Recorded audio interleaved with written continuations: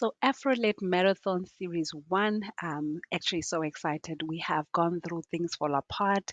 We have gone through The River Between by James Ngugi. And in this section, we're looking at Purple Hibiscus by Chimamandi Ngozi Adichie. Do share your favorite out of the three, by the way. Which one has appealed to you? There are a couple of similarities when you follow the books. There are themes which are sort of emphasized by each one of these books, and it's quite interesting how different authors would sort of speak around these certain themes. It's quite interesting to observe that and compare all three. Now, do share again the one that appeals to you the most. Do add anything else that you like to add. Continue to follow our group. If you also would like to participate in the selection of in voting for the next books that we're going to be analyzing, do join our Facebook group as well. The link is shared in the description section below. So, Afrolit Marathon Series 1, Purple Hibiscus.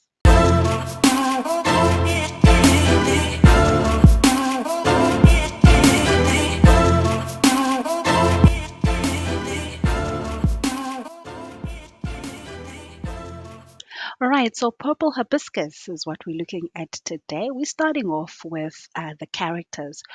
The main character, the protagonist, who also is the person from whose view we get to see the whole story. So we can call her the narrator of the story as well. She narrates the story almost 3 years after it has happened. So she's sort of grown now, but she narrates what happened in her childhood. Kambili is the main character, protagonist. Her brother is Jaja. Okay, he has another name, but the name that we grow fond of is Jaja.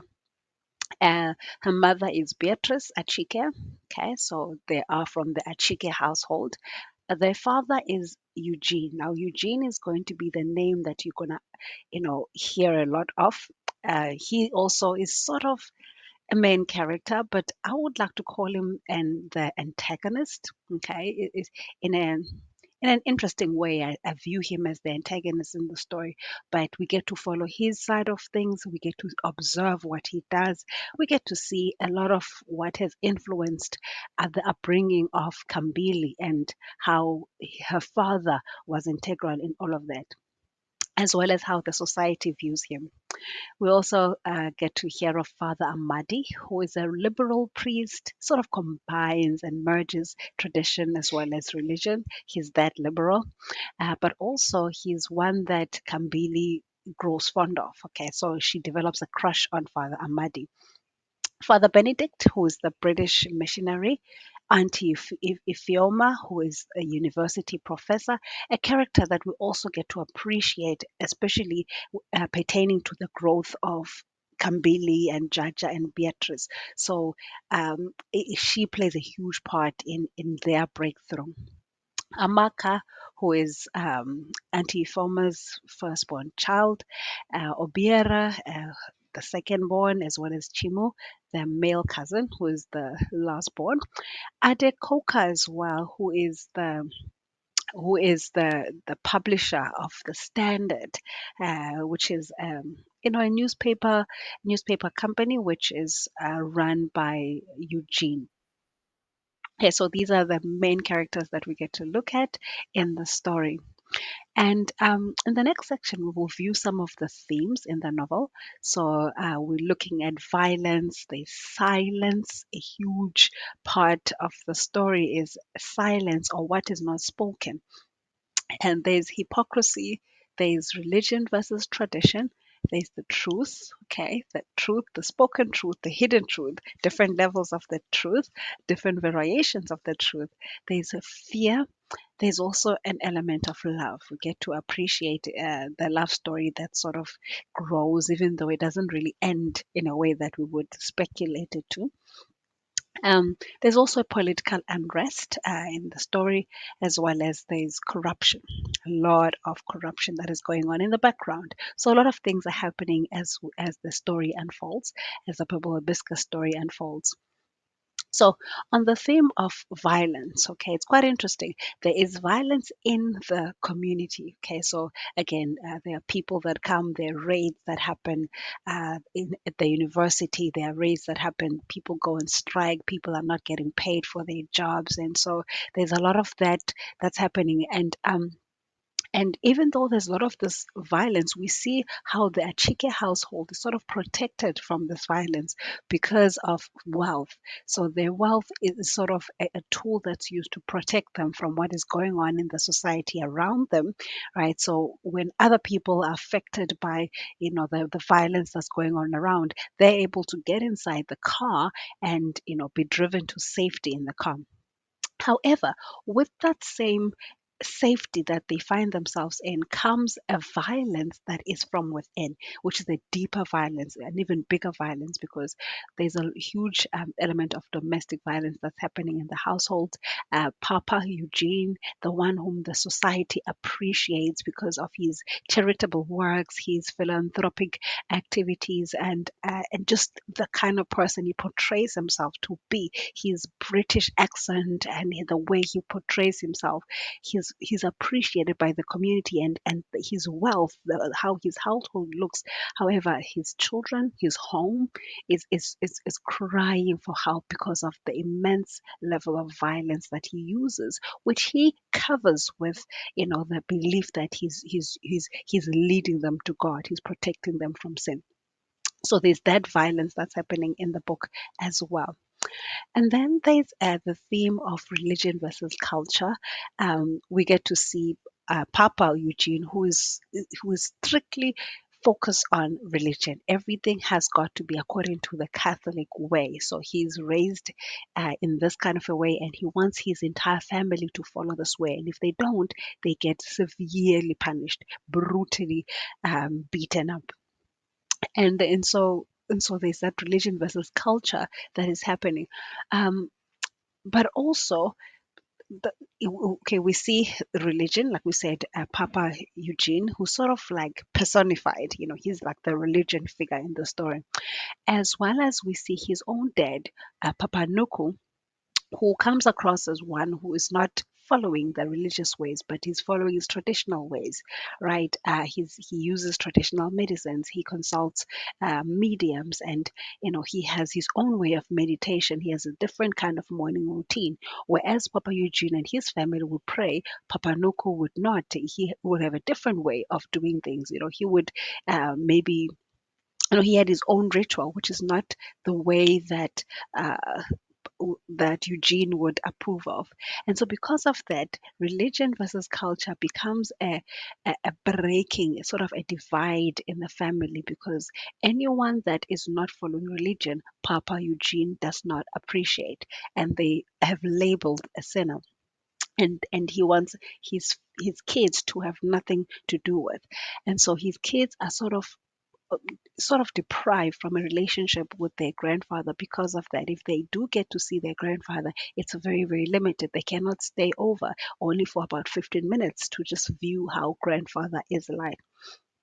And so, on the other hand, we observe how Papa Noko is living out his life, and he pities his child who seems though, as more prosperous. He has everything, right? He has all this wealth, he has all this money, he's well known, but he doesn't take care of his own. He doesn't take care of his own family as much. He doesn't take care of, he ignores his own father up until his father dies. Only then do we hear that he used his money to sort of assist the funeral. But religion versus culture becomes a divide in the story. However, there are certain elements where certain figures would merge the two. So, for example, Father Amadi, whom Kambili later on gets to appreciate and have a crush on, he comes across as one who combines, the Igbo songs, so English singing as well as Igbo language singing, and so that's a way to, that's portrayed as a way to merge tradition with religion. He comes across as one who will go to church. He is a priest, but also he agrees with certain traditional ways that certain things need to be done traditionally. So he comes across as one would perceive as a balanced person, right? One would say a compromised person, right? Because he combines both of these. He uses both the religion as well as tradition, and he leads his life in that kind of a way. Auntie Fioma as well, who grows up and she is also Catholic, but she also approves of certain things which Papa Nuku does. So there's that element as well. There's a divide, as well as there's an element of religion and culture being combined, them being merged, and how people can live with them together in the same space. Um, so we see that, and I suppose the author leaves it to people's interpretation, right? Would we condone such? Can religion and tradition or culture be merged? Is that possible? Another theme that we look at is that of silence, which, as I'd mentioned earlier, it starts off right where even Kambili and Jaja at some point, they don't know their own voice because their voice is that of their dad. Their dad tells them what to do. Their dad dictates what they need to do, how they should do it, when they should do it, and why they should do it, and everything, including their career path, who they can be friends with, what they can do, their grades at school, everything. Their father is involved and he dictates. And so we see this silence, in the form of Kambili, for example, who has certain views, who gets exposed to friends who have certain views, but because of this, what she's exposed to, because of her not having the ability to express herself, she has to always be in this mode of silence and acceptance of what her father is going to do. And in a weird way, Kambili grows to sort of familiarize herself with this. She finds comfort in this because she loves her father. She grows affectionate towards her father, but at the same time, the more she does that, is the more people observe that she's losing herself. She's not becoming herself. She's becoming one who's told what to do each and every time. And so later on, when the silence slowly gets broken, we get to see, the emergence of someone else, because people like Father Amadi approach Kambili and encourage her to raise her voice, to speak. And at first, her voice, because of what it had been used to, because of it being suppressed, it comes across as a whisper. At first, she has to break, past a whisper, and even that becomes a huge milestone that she overcomes. And so we see how silence and acceptance and avoidance have played a huge part in her life, and had not they been challenged, they could have sort of dictated how her life would have been. She would have been a person who's just silently continuing life and doing what she's told all of her life. So there's that element as well. And a lot of things which should be spoken, which are not, right? There's a lot of truths that, would rather have been spoken, but they are kept. They're hidden. There's this secrecy. I cannot speak about this because, if I do, I'm going to be in trouble with my dad. I'm going to get another beating. So because of that, I don't. I just keep it to myself, right? It's better if I keep it all in silence instead of doing anything about it. So this is what goes on in a lot of the lines around him. And so because of that, there's an element of hypocrisy. So, I mean, you cannot portray yourself as a person who is genuine, standing for Christianity, which, by the way, is all about loving people genuinely, and then you hate, or you violently treat your family the way that Eugene does, Papa Eugene does. And so the kids, because of the consequences that they get exposed to, they end up having to sort of, you know, walk around on eggshells each and every time, and and cannot be true or genuine, right? They cannot be genuine in friendships. They cannot be genuine in discussions. They cannot, because they don't have that say. Their father has the say, and so all they all they do is just enough for them to make it through a certain uh, group or a certain area or a certain situation they find themselves in, and then after that they're back to their normality, which is silence, and consequences for not abiding or not doing what you were told. And so it comes across as very hypocritical. Papa Eugene, especially, very, very wealthy man. He has his wealth.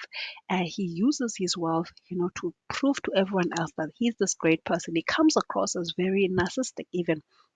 He proves to everyone that he's got all this wealth and he uses it, and everyone speaks so highly of him, right? So highly of him, and such that people will not even believe if his family speak in a different way, right? But everyone else speaks so highly of him. But even when later on he passes on, um, there's this element of uncertainty that his family finds themselves in, because it turns out that half of all his wealth he had given, for charitable uh, use as well. So that's just the kind of person that he is. Like, he puts everyone else before his family, right? Even though he portrays himself as this perfect family, everything is going well, he knows that it is not. So there's that element of untruth, right, which really comes across as hypocrisy.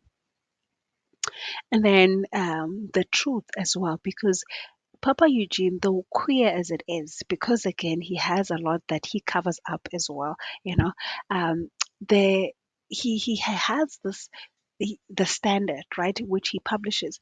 So the standard, the unique selling point about the standard is that they say, right, they claim to be speaking the truth. As a matter of fact, with all of the political unrest going on, with all of the corruption going on, with all of what's going on, the violence that's going on in the community, bribing and all of that that's happening in the community, the standard is the one publication that honestly speaks out about it, because they're not influenced by anyone else. They are private and they just speak the truth, such that they end up intimidating some of the key um, figures, right? Because now, hey, if you are telling people the truth of what we're doing, it's going to ruin our reputation. So it cost Adekoka's life, but at the end of the day, that is what they stand for. They stand of the truth, they speak the truth, and they're known for the truth. And in a weird way, later on, that same truth becomes hidden in the household of Papa Eugene. So again, the element of truth is left to you to decide, right? Is it, honestly, genuinely the truth, or is it only a truth that is out there? And, as long as it doesn't affect me, my truth is kept away, but your truth, it can be discussed, So there's that element that one can debate about as well. There's love, as we said. Kambili grows fond of Father Amadi.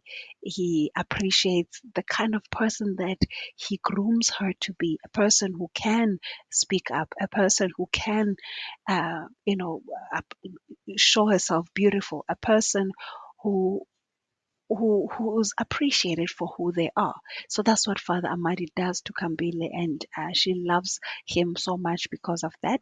And we grow fond of Father Amadi because of that, because of his treatment towards Kambili, because of all of the bad treatment that she's been receiving. So as we empathize with Kambili, and as Father Amadi comes to her rescue, we get to appreciate Father Amadi because of that. So there's this love that's discussed here. Again, it's not really, it's not at the end, or at the end, it's not really is kept for long term, right? But we see how it is enough to groom Kambili, to allow her to become herself, to encourage her to become herself, and show her even how, to be herself. And so we get to appreciate that as it unfolds in the story. Okay, there's also fear. Fear, again, expressed or lived out by Kambili and Jaja and Beatrice, the Achike household, because of Papa Eugene, who goes out and portrays this image to the rest of the world. But he leads his family, governs his family with an iron rod. right? Or can you say an iron fist? Because he's absolutely violent. He beats them, such that the mother has had miscarriages. Kambili has been to hospital because of a beating. Their feet were burnt with hot water. So it's extreme violence that they experience. And because of the frequency of how Papa Eugene would just change and throw a tantrum because of one violation of a rule that he had placed. They constantly in fear. They constantly in fear. They don't know when they're going to get the next beating. They don't know how severe the next beating will be. And so they're forced to live in a certain kind of way.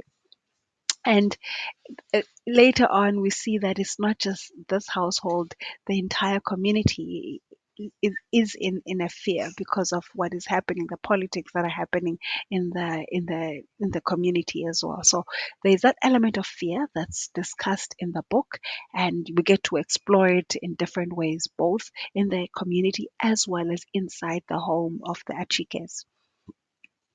Definitely corruption, again, because of the politics that are happening, because of truths which some of the political figures don't want to be heard, because of what is happening, because of colonialism that's happening in the community. So there's all of that corruption, certain people being paid to keep quiet, certain people taking money from areas where it shouldn't. Instead of using it to serve the community, they're taking it for their own pockets. So corruption, unfortunately, seems to be something that has been happening for some time. I mean, novel after novel that presents on the African experience always highlights this element of corruption. It becomes a bit sad, but it seems to be something that's quite prevalent, that we unfortunately cannot run away from, because it is unfortunately something that's a huge part of how the government system is being run. And so in this book as well, there is that element of corruption. And at first, Papa Eugene is set out to fight this corruption. We get to appreciate him because of doing that at first. But later on, he is sort of influenced by it, and he's sort of benefiting from it because of the wealth that he has. So, one could even question, does money change things, right? Does money change things for people? But that's what we get to see in this book as well, that element of corruption. I'm also going to mention political unrest, which is happening in the community, all of the political changes that are happening, the arrival of different systems, again, colonial, imperial systems which are being introduced. And because of that, there's this unrest, people being killed because of revealing certain truths. Okay, there's all of that that's happening in the entire community, that political unrest. So some people are, stepping away from it, and some people are vocalizing, they're expressing themselves, but it is a huge part of what's happening in that neighborhood as well.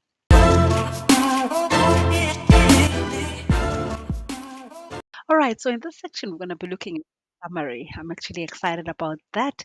The summary of Purple Hibiscus.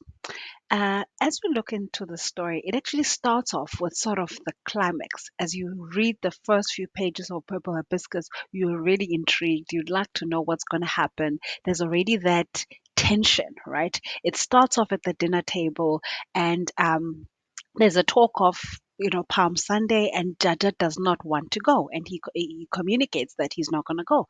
And in response to his denial, father or Papa Eugene throws a missile and hits Mama's figurines instead. So he misses Jaja and he hits Mama's figurines instead. So these are some things which are very, very close to the heart of Mama Beatrice. So we get to observe Mama Beatrice as a person who loves these fancy things, right? She loves these figurines. She has her garden. She's trying to keep the peace. She will put makeup and look pretty anyway, regardless of what's happening. So she comes across as this person who will beautify a horribly bad situation.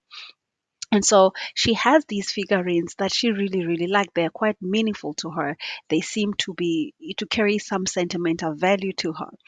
But now when Papa throws his missile Judge and Mrs. Judge, and they hit Mama's figurines instead, it sort of includes Mama Beatrice in this violence as well, even though she did nothing wrong. It includes her in this violence. And on top of that, she doesn't even receive an apology from Papa Eugene because he's been used to just having his way, expressing himself, throwing tantrums. And Mama Beatrice has always been the one who accepts all of this. That's how Papa Eugene leads his family. And it's quite interesting. So that is what starts off the scene. And even the nanny, Cece, is there, and she doesn't really know what she's going to do in the situation. Everybody's looking, what is going to happen after this? But instead, Papa Eugene casually, lets it slide. He does not really follow up with punishment for Jaja, but he allows this to slide. And so they're going to have to pray about it. God is going to forgive people's sins and stuff. It doesn't come across as though he is remorseful of his own actions, but God is going to forgive their sins, right? The sins of people that have wronged him, which is his family in the situation. So we get to observe the Achike household. Okay, we get to learn of the different characters. We get to learn Kambili, who is the main character, who is also the one who's narrating the story. It's sort of her telling us her childhood, right? Sharing her childhood for us to understand how she grew up.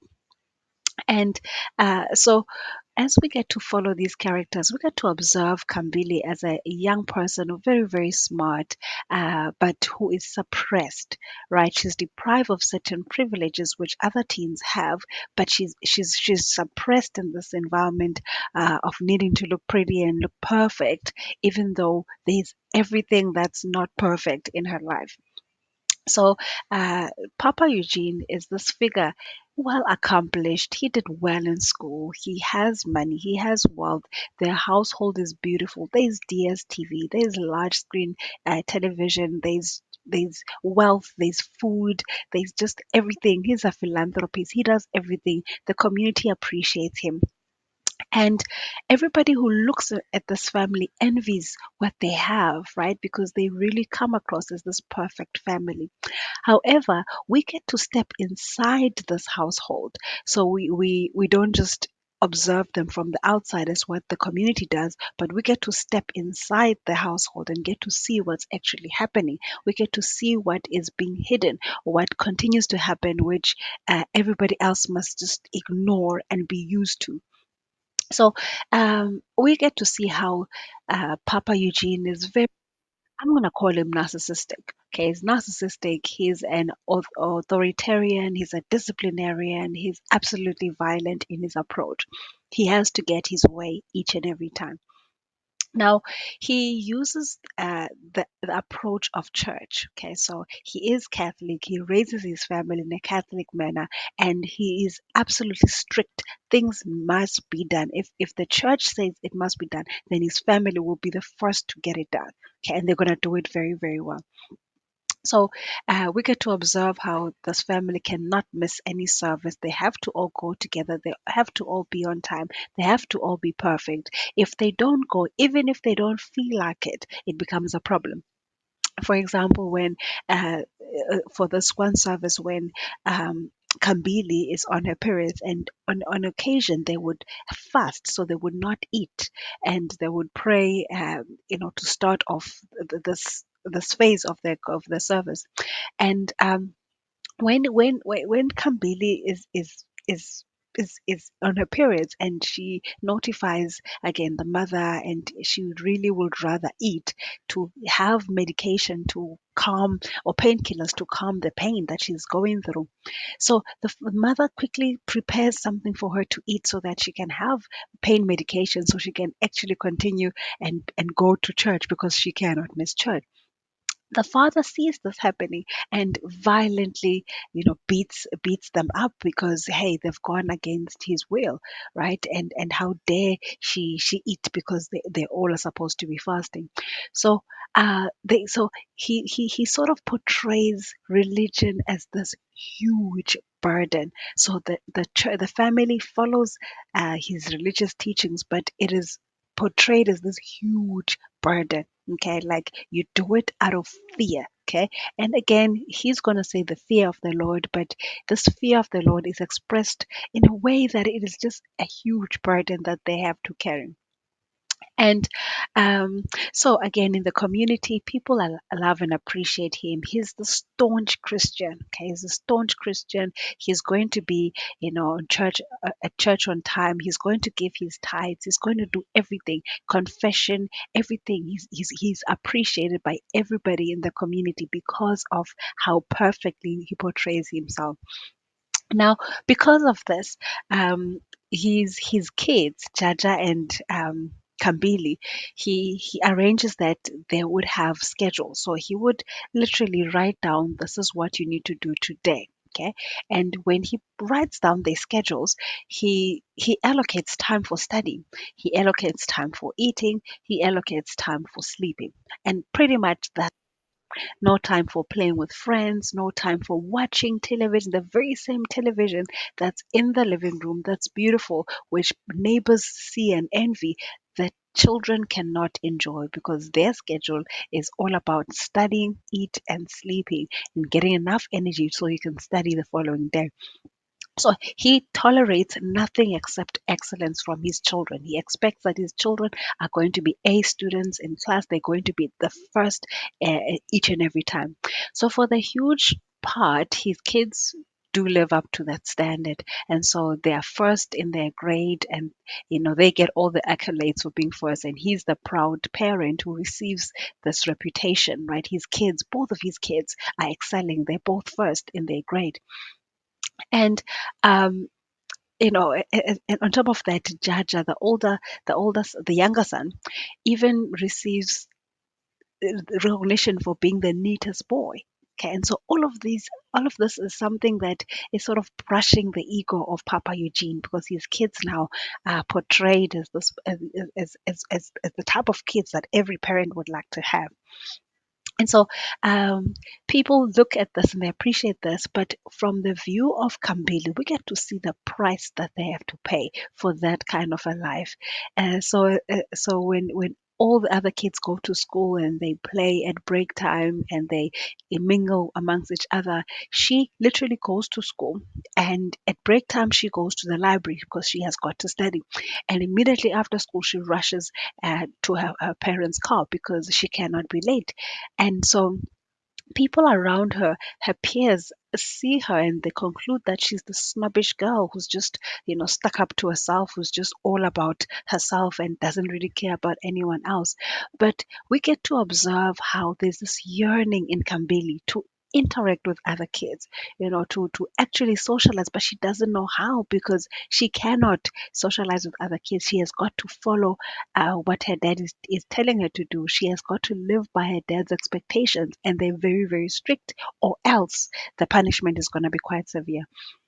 And so, because of that, we get to sympathize with Kambili. When we see and listen to her story, we get to see how much pain that she must be going through, right? Really wanting to express herself. But when kids are talking of plans that they have, she can never be part of those plans because her plans are going home, being on time, right? And attending to church service and studying and reading and doing whatever her dad will decide should be in her schedule, such that as we get to observe the family, we get to see that the dad is so much involved in their lives that they cannot even decide what career path that they can go for. The dad is the one who will make those kind of decisions because he's the authoritarian who is making every decision for his kids.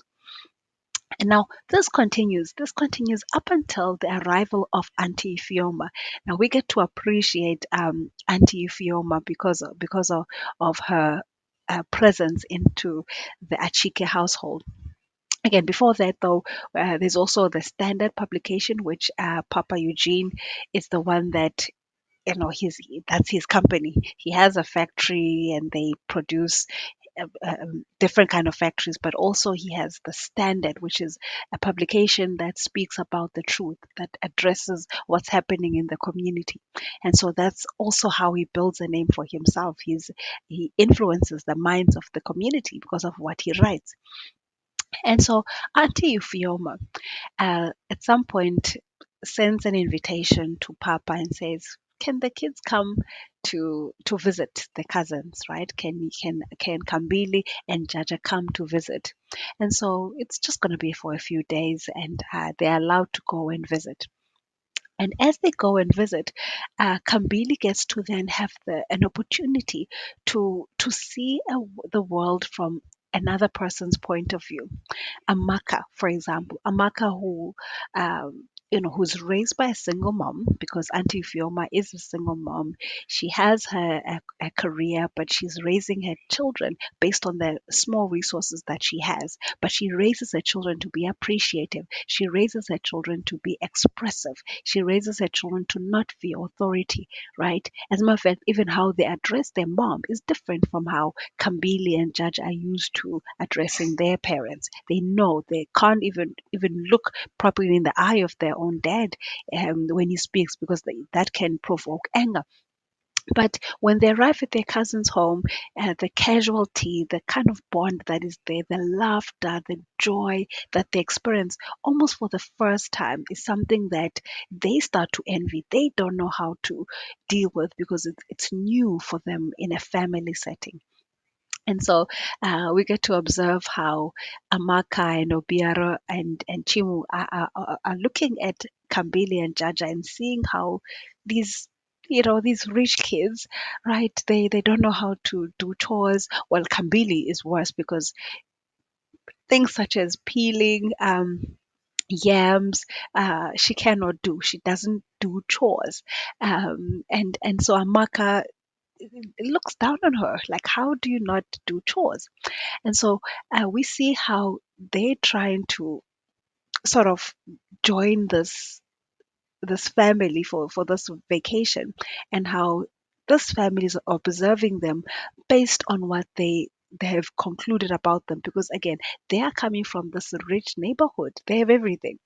And so when they arrive here, Amaka has that curiosity. How is it like to be watching, large screen TV every day, to be having this access, this freedom? How many clubs do you go to? What is it that your life is about? How is it like on your side of the world? Only to realize that Kambili doesn't have that. She doesn't. So her life is essentially stepping inside this beautiful mansion of a home, but being trapped into a small space and not enjoying the rest of everything else that is around her, which everybody else is envious of. So there's that expression that's happening. There's that free talk that's happening, and such that at some point, Auntie Fioma notices that Kambili is not expressing herself. There's a lot that Kambili would like to say, but she's not. She's keeping to herself.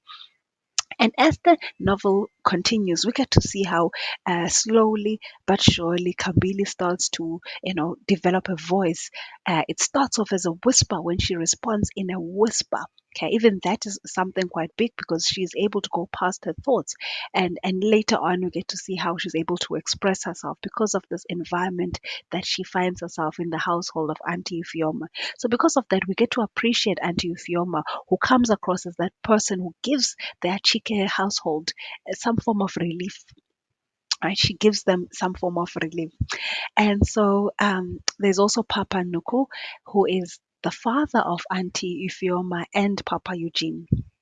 And he is described as Papa Eugene as this heathen, which, he doesn't want his kids to be involved in, or he doesn't want a relationship uh, with Papa Eugene. I mean, Papa Nuko and his kids. He doesn't want there to be a relationship between them. But but but the way that Papa Nuku carries himself, which is in an authentic way, he's not hypocritic. He's truthful to his traditional ways. This is what he believes in. This is who he is, and there's this peace that he has, and the kids get to see that. They get to see that here is Papa Eugene, our dad, who has all of this, and he's portrayed as this perfect person, but we are in pain, in fear in his presence. However, there is Papa Nuku, who doesn't really have any of this wealth. He's not out to necessarily get it. He's not about the fame, but there's authenticity in him. There's this genuineness in him, and there's this peace about him. So the kids get to observe both of these sides, right? And like and as we see, Papa Eugene ends up portraying the religious side, and Papa Nuku ends up portraying the traditional side.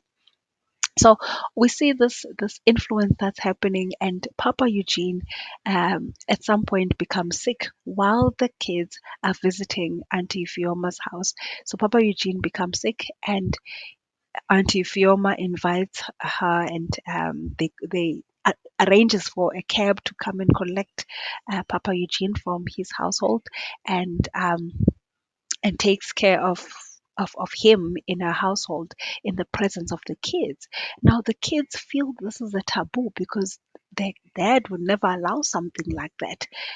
But now Auntie Fioma is the one who's in charge, and they get to observe Papa Nuku, and the memories that they have, the few memories that they have, are memories that they have in the household of Auntie Fioma. So eventually, Papa Nuku dies, but he has already left a mark, an imprint in the lives of Kambili as well as Jaja, such that they have a painting of him, which is done by Amaka, and that they have changed thought. Or no, they no longer see him as this heathen that their dad always said he was. They get to see him in a different way. They get to make their own conclusion about Papa Nuku. We also get to learn of the hibiscus, which Auntie Fioma has in her garden, which Jaja becomes fond of, and which he takes. And when he returns home to his home in Inugu, he takes and he plants this hibiscus flower as well. So it's more like a way that he takes part of Nsuka, which is Auntie Fioma's area. He takes part of that area and he brings it home. Okay, so it's symbolism where he takes what he has received, right, all that he has learned, and he brings it home. He carries it with him. So we see that happening in the story as well, where part of what the kids are experiencing in Auntie Fioma's home is something that is influencing the who they are, and it's something that they are nurturing, something that they're keeping. Uh, and then Papa Eugene's wealth and his influence and his reputation again continues, and up until Adekoka, who is the publisher, the main publisher of the Standard here, Papa Eugene's company, he gets imprisoned at first, and later on he gets killed. And Papa Eugene, to sort of make himself feel better, he pays for the costs. He gives huge amounts to Adekoka's wife and his kids. He takes care of them to sort of make himself also feel better. But a lot of people feel that he could have done more to even save his life. But there's that he does, and sort of silencing that part, the political and the truth talk that his publication stood for. And then our focus then is focused on Mama Beatrice, who had been a person who, was by the side of Papa Eugene, and has been experiencing a lot of hardship. I mean, it had been a norm that there were certain beatings that she would experience, such that the kids knew when beatings came. They knew, okay, you know what, we could even start counting. When you count to 20, that's when they normally would stop, and it were violent beatings that their mother was experiencing, such that she had suffered more than one miscarriage because of beatings that her father would give her. And but again, we always see how Mama Beatrice finds a way to calm herself, accept this, and sort of deal with the pain by herself, maybe put up makeup and continue as if all is well, and hide her pain in silence. That continues in the story, and we see how Auntie Fioma keeps on saying this woman needs to do something about it. When is she gonna do something about it? She's that voice, right, that speaks to her conscience that you need to do something about this. You can't be quiet and accepting this happening in your life. It is not healthy. You can do something about it. It starts by you speaking up. And for the most part, Ma Beatrice does not respond to that. He says, no, no, no, but you are speaking, university talk, because you are an educated person. You should look at your options. What options would I have if I leave this house? Where am I going to go? Where are my kids going to go? You have options because you're an educated person, you're a learned person. I don't have these options. And so this sort of traps Mama Beatrice for a huge part of the novel, where she stays in this environment because she feels she doesn't really have much options.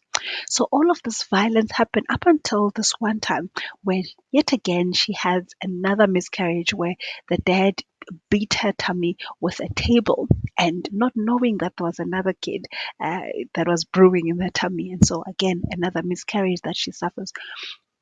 And um, when that happens, the kids, there happens to be a silent communication with eyes, right? Where they decide, you know what, they're going to protect. Okay, before that, they decide they're going to protect this child from Papa, from Eugene, the violent dad. And when later on the child is lost, there's this anger which is felt by all three, where they feel as if they were supposed to have protected this child. They did not. The child is gone. They're going to have to do something about it. They must do something about Papa Eugene. And so because of that, we see a unit that's happening. The three, mother and son and daughter, coming together in a silent way to sort of silently protest what is happening, what the dad is doing. So they start off by not communicating with their dad. They start off by sort of speaking up. Jaja would respond when dad is speaking up, and such things would cause rage in the mind of Papa Eugene. But we see how there's this fight that's going on, where they're breaking from the silence that has been happening in the household for a very long time. Now, it so happens that after Papa Nuku passes on and the kid took their painting, um, Papa was busy on some other errands, dealing with Adakoko's death and all of the political situations that were happening. And the kids happened to be, looking at the painting which Papa Nuku, the painting of Papa Nuku, which was done by Amaka. And Papa sees them doing this, and he becomes angry. How dare they look at this heathen picture? And Jaja tries to protect and say, no, I did this. Uh, but soon enough, Kambili takes the picture and drops herself onto it, and sort of curls herself in the fertile position. And the dad comes and kicks Kambili so much and so hard that she ends up unconscious in hospital. And from there, uh, Kambili also doesn't want to go home. We get to hear of plans that she wants to leave. She doesn't want to return home. And that's where we also get to see the role played by Father Amadi. Father Amadi comes and is there to assist, and even purchases for Kambili's hair to be done. All of this that's happening, the roles that are being played with the family trying to break, from the violence that has been happening for a very long time. Now, at some point, when Kambili and Jaja are in the household of Auntie Fioma, who also has her own dramas happening with the riots happening at her schools, with claims of her being fired, with threats of her being fired, and her thinking of leaving and getting a visa to out of the country altogether. So Kambili and Jaja are still in that household, and there's this love affair that's happening with Kambili and Father Amadi. So Father Amadi comes across and he really expresses how he appreciates Kambili, and he continues to encourage Kambili to be herself and just be beautiful and know that she's appreciated, and most importantly to speak her mind, to express herself.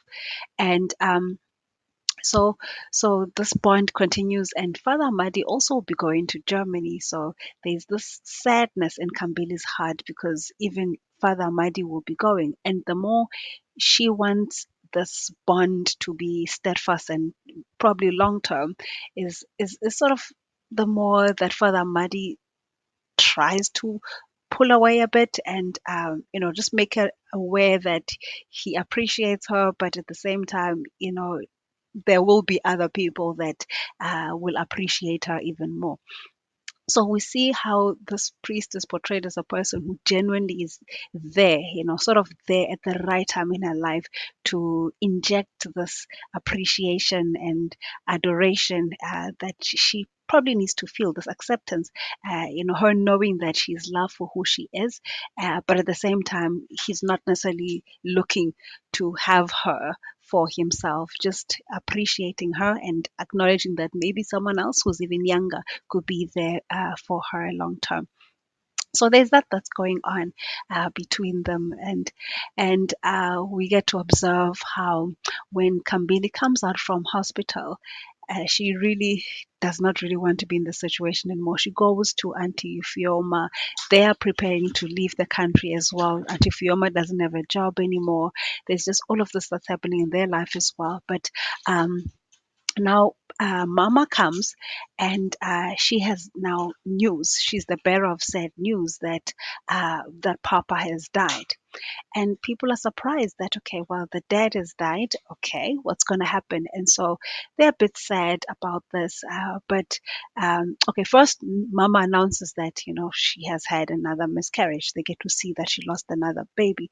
And while talks are happening of her needing to leave this man and stuff, she decides she's not going to leave, right? She decides she's going to do something about it. And so she uses her silence to attend to the situation. So, alone with her kids in Auntie Fioma's house, she goes and mixes a portion in Papa's food, and he takes this food, and that's how he dies. So, he becomes poisoned by his very own wife.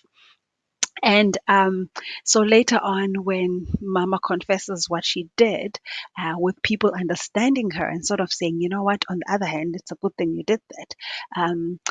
Jaja takes the fault because somebody's going to be in trouble. So he takes the fault and he ends up being in prison because of that. Yeah, because he would rather not have his mom go to prison. So he takes the fault, he takes the blame, he goes to prison for about 3 years. And we also get to see how in prison he changes, right? The experiences that he goes through, even though at first he has certain privileges, right? But even those privileges are not enough to take away from what he's exposed to when he's in prison. So he's exposed to quite a lot, and it sort of influences the kind of person that he becomes, the kind of maturity level that he arrives at, and maybe even an anger that he has, right? So he knows that when he steps out of prison, he won't be the same person again, but he definitely has his voice, and he knows that life is not about pretense and just trying to live with something that is not working, but he knows to be himself. He appreciates the influence of the purple hibiscus in his life, or what the purple hibiscus means. In this case, they talk of the red hibiscus as well, but it meant a breakthrough. It meant him, seeing another side of the world, a side which he rather wants to be a part of. So, as the book comes to an end, we see how these characters, because of the removal of Dad, now have the opportunity to be themselves. They have the opportunity to find their voice, to speak their minds, to express themselves. And in the absence of Papa Eugene, who was literally this force that was keeping everyone down, suppressed in a certain lifestyle, intended to just make them appear as of perfect, though everything was far from the word. All right, so as we move on, the next section, we're going to be looking at the plot summary or the plot diagram.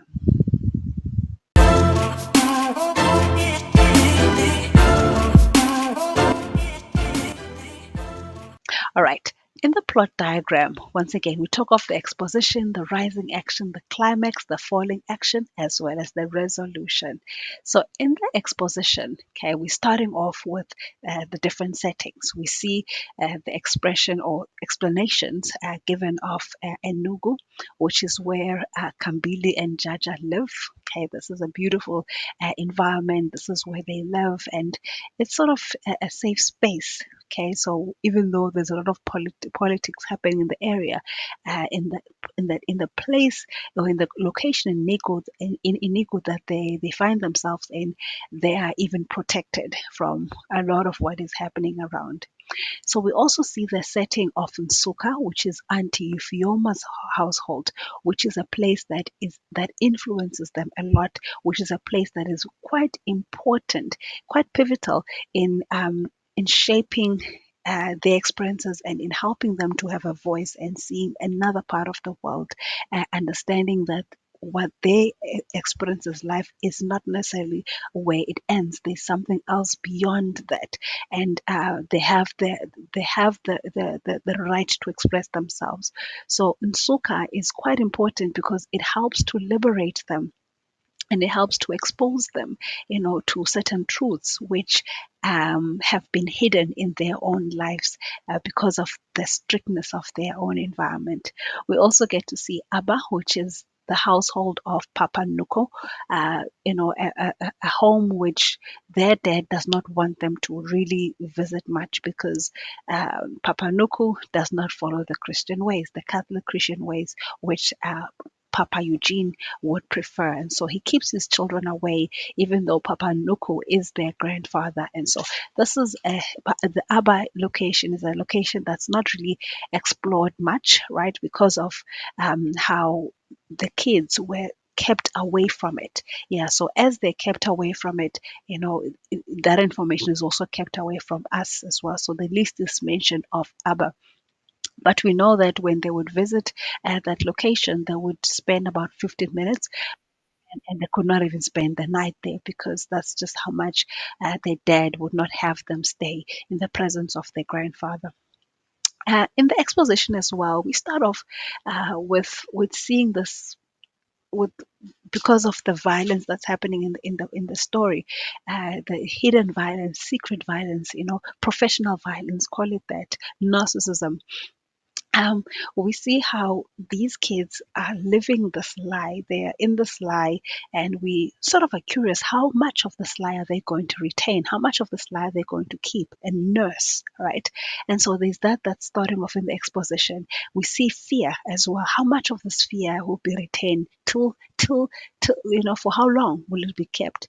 As well as a silence, where a lot of things are kept silent, they're kept under the rug, they're kept hush. For how long will this be the case? So we start off with these thoughts that we're having. How long is this going to continue? What is going to bring a change to this? We move on to the rising action where the kids adapt to this, where they excel at school. They are an example in the community, at the church. A lot of people in the community envy this household, right? Because of certain incidents that are happening, because of certain philanthropic acts which the Papa Eugene does. Just a lot of that the community sort of looks at this household, and they glorify this household. This is the household, to have. This is the perfect household. And we see how in so many instances, this household is protected by wealth. There's a lot of political unrest happening in the community, but because of the wealth, these people can just step inside their car and they protected from what is happening in the community. And even though other people will be suffering, because of poverty and such things and ill treatment at work and things like that, they are protected because they're living in wealth, even though the experience of wealth is not the same. And we also get to see how there's this lie that's being nursed, right? That everything is perfect, that everything is fine, even though the members of this perfect family are constantly in pain. They're constantly crying, they're constantly nursing this lie. So we continue to see how much of this lie is going to be retained and how long is this going to continue.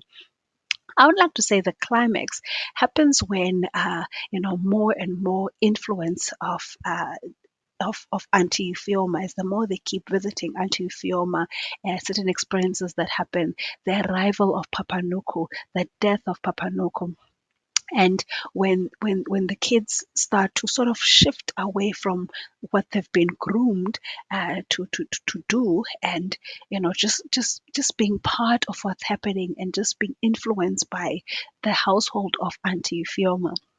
So the influence of Nsuka, Jaja taking the purple hibiscus or even the red hibiscus and keeping them, right? So all of those, that change in perspective is happening. I'd like to conclude in the climax area where Jaja, because of what's happening, what's brewing in her experience, um, is able to speak up. When the kids are now developing a voice, when certain things are happening, the kids are developing a voice, where Jaja and Kambili and mom finally decide they're going to act. Yet another beating has happened, another miscarriage has happened, and but now there's something that's happening in the household. They think of coming together, and they are ready to express themselves because of this influence that they have received from the location Suka, from Auntie Fioma's home. So when Mama even goes and poisons Papa Eugene, and when Papa is helpless or is powerless in the situation, and the household is now sort of, everybody's doing their own thing, there's this open and public rebellion in the household, because now everybody wants to just, that silence has exploded, and so everybody wants to speak up, everybody wants to be themselves in the situation, and they're tired of keeping the silence that has been, trapping them in the situation for a very, very long time. And then slowly afterwards, when Papa, when he dies, and Jaja takes ownership of the situation, and he says it's his fault, and he's the one that goes in prison, and their life is no longer the same. We see how they venture out into their life, and they feel as if now they can be true to who they are. They can express themselves in the way that they've always wanted to, thanks to the exposure that they've received in Nsuka. And at the end, in the resolution, the silence and the fear are now replaced by a newfound freedom and a new start to life. There's this freedom that they can live. They can be themselves now. They can continue to express themselves. No one can come and tell them, what they should do and who they can become. They can actually decide who they want to be and what they can do with their lives by themselves. So ultimately, the silence, that fear, is replaced by people, young people who are mature, who have had a change in perspective, who have been exposed to a lot of things so quickly, who are relieved by the absence of Papa Eugene. So yeah, do share as well what you think of the plot diagram analysis. Do share the parts that appeal to you as well. Let's continue to discuss this section together.